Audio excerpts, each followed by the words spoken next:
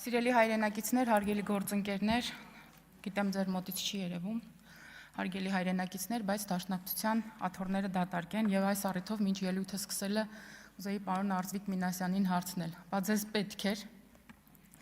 Այս քննարկումը շատ կարևոր թեմաների անդրադարձավ եւ շատ կարևոր թեմաներ քաղաքական տեսանկյունից ակցենտավորեց։ Խոսքը քաղաքական զսպվածության մասին է, մասնավորապես, որի մասին գիտեն բոլորը, բայց քչերն են այն պահպանում, երբ օրինակ մոտենում են այս ամբիոնին կամ հարցազրույցներ են տալիս իրենց քաղաքական թիմի հետ աֆիլացվող լրատվամիջոցներին։ Ես շատ կուզեի, պարոն Մինասյան, որ դուք էլ հետևեիք ձեր իսկ խորհրդին եւ պահպանեիք քաղաքական խոսույթի այն հիգիենան, ստերիլությունը, զսպվածությունը, զգայունությունը, որի մեջ այսօր մեղադրում եք պարոն Հակոբյանին։ Եվ գտնեիք, որ ձեր խոսույթից էլ Հայաստանի Հանրապետությունում կան եւ կլինեն քաղաքական ուժեր եւ կուսակցություններ, ովքեր կվիրավորվեն։ Օրինակ, երբ ձեր ֆրակցիայի ներկայացուցիչը մեզ ամենավերջին որակումներն է տալիս, ես նույն ինտուզիազմը ձեր վարքագծում չեմ տեսնում։ Ես օրինակ չեմ տեսնում, որ դուք ձեր երիտասարդ գործընկերոջը ասեք Իշխանիկ ջան, Բալիկ ջան, պետք է պահպանել քաղաքական խոսքի զսպվածությունը։ Դուք այստեղ հպարտանում եք, որ մեկ դարուց ավել քաղաքական կուսակցություն եք եւ այլն, բայց դուք այնքան քաղաքականապես ծնանկ եք, որ ձեր քաղաքական գաղափարախոսության կարևոր նշանաբանն է մահ կամ ազատությունը, իսկ միակ քաղաքական փաստարկը ուրիշներին թրքասեր եւ թրքաբարո անվանելն է։ Այսինքն, եթե չկա տվյալ ազգության նկատմամբ թշնամանք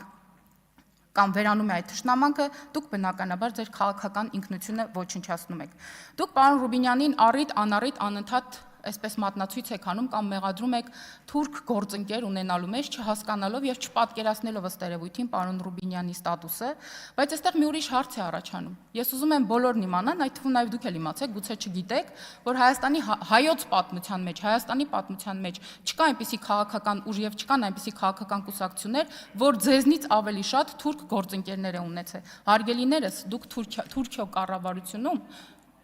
տեղեր եք ունեցել թուրքական մեջլիսում։ Եվ այս համատեքստում կուզեմ անդրադառնալ Ռոբերտ Քոչյանի վերջին հարցազրույցին, ով բոլորովին այլ խոսույթով հանդես եկավ, դետալների մեջ չեմ ուզում խորանալ, ընդհանրապես ուզում եմ արձանագրել, որ Ռոբերտ Քոչյանը ըստ երևույթին ձեր գաղափարախոսության մասին տեղյակ չէ, կամ չի հետևում երևի թե այն նիստերին, որ ընթացքում դուք ինչ-որ հարցեր եք բարձրացնում, կամ դուք Ռոբերտ Քոչյանի հետ կոմունիկացիայի խնդիր ունեք, կամ խաբում եք ձեր ընտրողին, կամ կողմը լալով դեմ եք, իսկ հակառակ պնդումը նույնպես ճիշտ է։ Ես ինչ հասկացա այս քննարկումից։ Հասկացա, որ դուք, հարգելի դաշնակցականներ, ձեր քաղաքական ուժի գործունեության որոշ պատմական դրվագների գնահատականների հետ խնդիր ունեք։ Դուք պատրաստ չեք առերեսվել այս խնդիրների հետ, որի պատասխանը եւ որի գնահատականը իդեպ տվել է ժամանակը, պատմությունը եւ անգամ ձեր իսկ գործընկերները, հարմարելով, որ դաշնակցությունը այլևս անելիք չունի։ Դա մենք չենք ասում, դա ասել են ձեր գործընկերները։ Ինքնահայեցվեք, ընկերներ։ Դրանով դուք անցյալի պատմությունը իհարկե չեք փոխի, բայց ներկայի եւ ապագայի առումով դեռ կարող եք միանալ այն քաղաքական առողջ ուժերին, ովքեր ուզում են Հայաստանը պահել անկախ եւ ինքնիշխան, եւ ինչպես ձեզ շատ հայտնի խոսքն է ասում վասն հայրենյաց եւ վասն հավատոյ։ Ձեզ խորհուրդ տվեց պարոն Հակոբյանը, որ քաղաքական առումով ադապտացվեք, որովհետեւ դա է այսօրվա այն միակ հրամայականը, որ կարող է ձեր մոտ կենսունակություն ապահովել։ Հիմա, քանի որ դուք պարոն Հակոբյանին մեղադրում եք քաղաքական զսպվածությունը չպահպանելու մեջ եւ նա հանդիսանում է ՀՌՀ անդամ, այս պարագայում պարոն Ռուբինյանը իմ մտքի մասին արդեն ասեց, օրինակ ես ուզում եմ հասկանալ, օրինակ երբ որևէ հեռուստաընկերություն ցույց է տալիս նվագախմբի տղաները, Սարոյան եղբայրները կամ Զանգեզուր ֆիլմը, այդ դեպքում դուք ինչու դիմումով չեք դիմում ՀՌՀ-ին, ասեք օրինակ, որպեսզի տուգանեն այդ հեռուստաընկերություններին, թե այնուամենայնիվ այդ ֆիլմերի մեջ որոշ պատմական դրվագների հետ դուք համաձայն եք։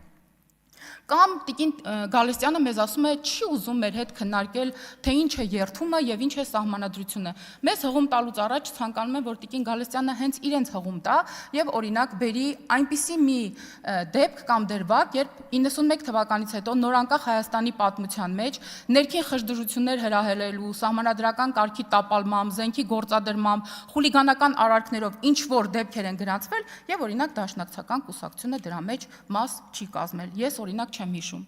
Այստեղ խոսում են, որ երևելիներ են եղել դաշնակցության շարքերում, որի մասին խոսում է նաև հայոց պատմությունը, խոսում են նաև մենք եւ բնականաբար այո կան անհատներ, որոնց թողած հետագիծը չի կարելի ուրանալ եւ չի կարելի մոռանալ, բայց հարգելի դաշնակցականներ, դուք քաղաքական առումով այնքան անհանդուրժող եք, որ ձեզնից դուրս որևէ մեկին ոչ տեսնում եք, ոչ նկատում եք, ոչ էլ պատկերացնում եք, որ կարող են լինել էլի քաղաքական ուժեր։ Դուք ուզում եք, որ հայ ժողովուրդը ձեզ անընդհատ ինչ-որ պարտք վերադարձնի, դուք ուզում եք, որպեսզի հայ ժողովուրդը ձեզ զոհեր մատուցի, դուք ուզում եք, որ հայ ժողովուրդը օրինակ ձեր համար մեծարման երեկոներ կազմակերպի եւ այսպես, չգիտեմ, ձեզ դիմի աստվածներ կամ կիսաստվածներ, ինչը բնականաբար չի եղել եւ չի լինելու, բայց դուք մոռանում եք օրինակ ասել, թե ովքեր են հեռացել դաշնակցությունից, քիչ առաջ պարոն Կոնջորյանը խոսեց Ռուբիկ Հակոբյանի մասին, Ռուբիկ Հակոբյանը իհարկե այն անհատը չէր, որի մասին կարելի էր այս ամբիոնից խոսել, բայց ուզում եմ ասել, որ անգամ նա չի կիսել ձեր գաղափարախոսությունը եւ հեռացել է ձեզնից։ Իսկ պարոն Հակոբյանի հարցազրույցում ընդհանուր առմամբ ես երեկ էլ իմ խոսքում նշեցի, որ կա սրտացավություն եւ այո ահագին բարդ է ընդունել, որ ձեր մեկ դարուց ավել քաղաքական ուժը եկել հասել է 2026 թվական եւ դարձել է Ռոբերտ Քոչարյանի մասովկան։ Ինչ խոսք այստեղ դուք ունեք մտածելու բան, մենք չունենք եւ քանի որ մի քիչ ժամանակ ունեմ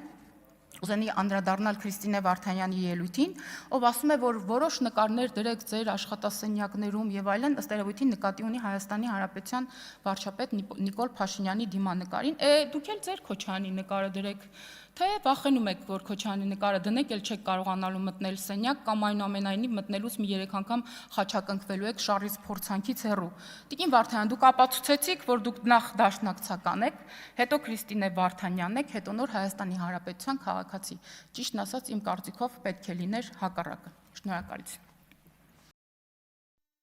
Հավանիր տեսանյութը եւ բաժանորդագրվիր նորությունները բաց չթողնելու համար։